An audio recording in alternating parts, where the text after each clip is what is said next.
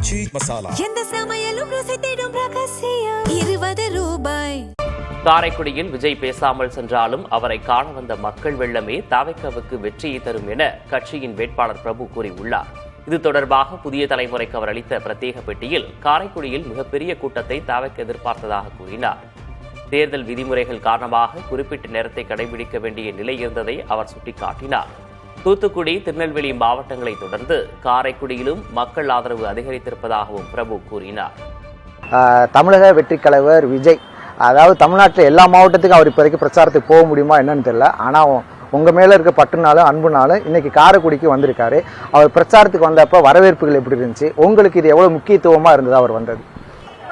என்னோட வாழ்க்கையில் இது ஒரு மறக்க முடியாத ஒரு நாள் தான் சொல்ல முடியும். நம்ம ஊருக்கு நம்ம தலைவர் வர்றதுங்கிறது அது ரொம்ப சந்தோஷம்னு சொல்கிறதா எப்படி சொல்கிறதுன்னு தெரியல. சந்தோஷங்கிறத விட ரொம்ப பெருமையாக இருந்துச்சு.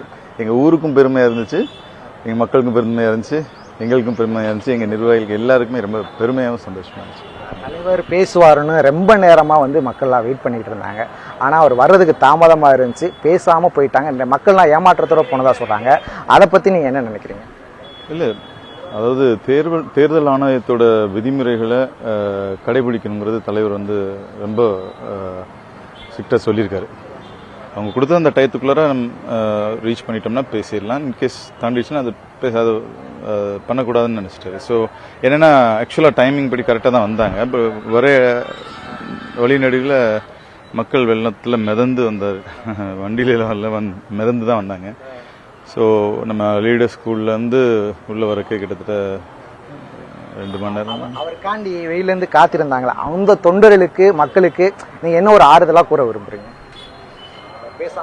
அவங்களுக்கு மட்டும் இல்லை, தமிழ்நாட்டு மக்களுக்கே ஒரு ஆறுதலான விஷயம் மே 4ஆம் தேதி நடக்கும். தலைவர் முதலமைச்சர் ஆவார். அதை தான் நான் சொல்ல விரும்புகிறேன். கண்டிப்பாக அதைத்தான் நாங்கள் மக்களோட கண்ணில் நாங்கள் பார்த்தோம்.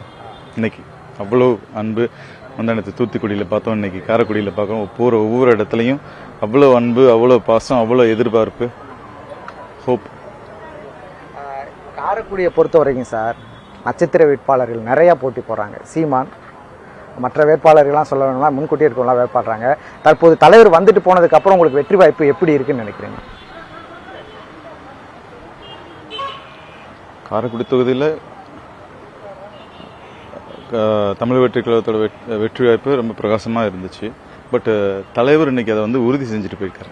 அவ்வளோதான் சொன்னேன். 234 தொகுதியிலையும் தமிழ் வெற்றி கழகத்துக்கு வெற்றி வாய்ப்பு பிரகாசமாக இருக்கு. தேங்க்யூ. ஆச்சி மசாலா எந்த சமையலும் ருசி தேடும் ரகசியம் 20 ரூபாய்.